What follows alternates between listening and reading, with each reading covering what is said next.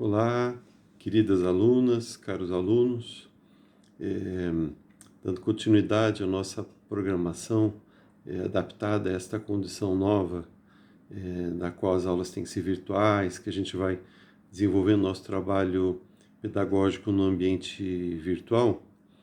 Hoje, semana passada, eu deixei para vocês o vídeo da professora Yara Frateschi, que é uma das grandes especialistas no Brasil do pensamento de Thomas Hobbes.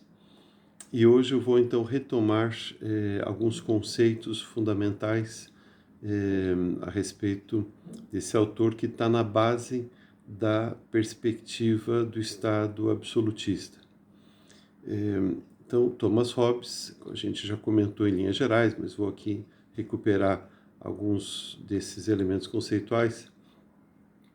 Thomas Hobbes autor fundamental no século XVII e na constituição das bases do que viria a ser o Estado Nacional moderno.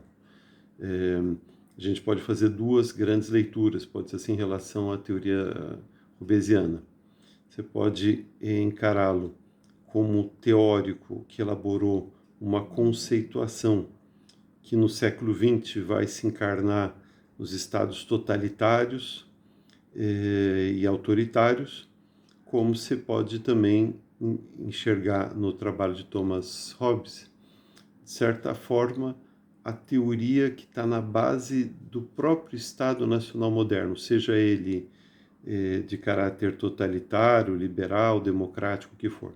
É nesse sentido que, em certa medida, se a gente pode dizer que há um dedinho hobbesiano no nazismo, no fascismo, no stalinismo, assim por diante. Por outro lado, né, há um dedo de Hobbes também em toda e qualquer experiência de organização do Estado moderno, na lógica de justificação, de legitimação do Estado Nacional moderno. Hobbes é um autor que sempre se faz presente, de uma maneira ou de outra, de forma mais explícita ou mais implícita. Outro aspecto importante de se levar em conta também é que é equivocado a gente fazer uma leitura de Hobbes, como de forma geral dos demais contratualistas, numa perspectiva cronológica. Ou seja, Hobbes não está fazendo um levantamento historiográfico, ele não está fazendo propriamente referência a um passado localizável pela pesquisa no campo da história. Hobbes está muito mais, digamos assim, preocupado em evidenciar a lógica que legitima a forma de organização do Estado, e esse Estado que começava a tomar corpo no século XVI, no século XVII e no século XVIII, e que vai configurar o Estado Nacional moderno. Então, ele não está falando tanto do passado quanto do presente, né?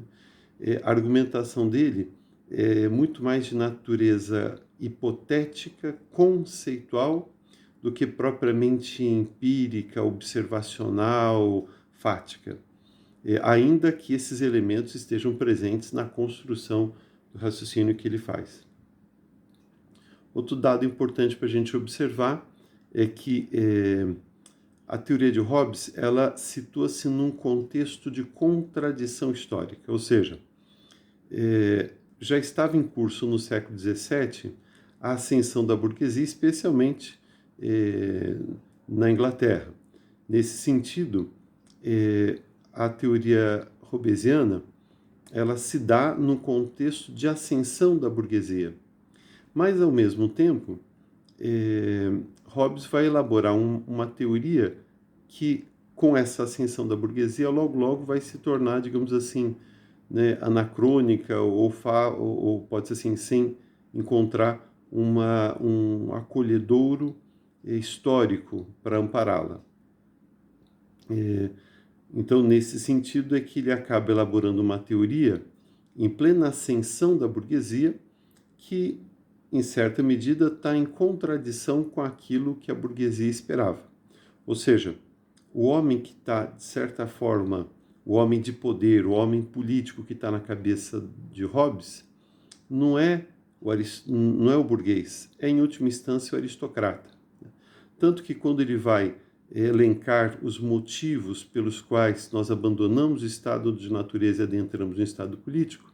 Ele elenca a competição, que está pautada pela busca do lucro, que é, digamos, o motor fundamental da burguesia.